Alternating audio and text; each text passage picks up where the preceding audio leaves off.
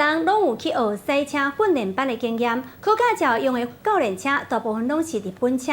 不过伫桃园中立有一间学赛车的训练班，甲所有的教练车拢换做100万相比的名车，还佫强调讲收费甲过去同款，无起价。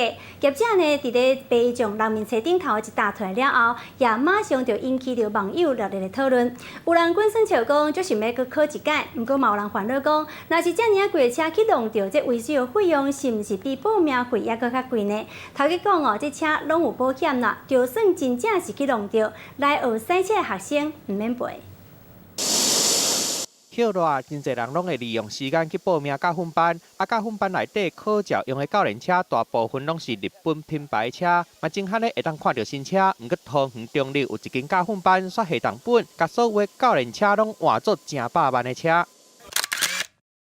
桃园中立一间教训班伫人面册铺文，讲甲所有道路考照训练车拢换作2001的187车款，佮强调学费甲过去同款无起价。文章一个打出来，遂引起网友的讨论。有人滚酸笑讲，伤早考驾照，想要佮报名一届，毋过嘛有人烦恼，若是去弄着下着修理的钱，敢会比报名费佫较贵？教训班强调，全部的车拢有保险，若是发生意外，嘛绝对袂叫学生赔。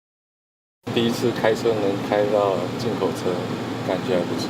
最主要就是整台车的舒适感。那驾训班开到进口车不是一件很简单的事情啊。开到 BMW 很不错了吧？我主要的用意是能够提升整个驾驶教育，让整个环扣里面能够提升它整个水准。这个是我买车的主要的用意。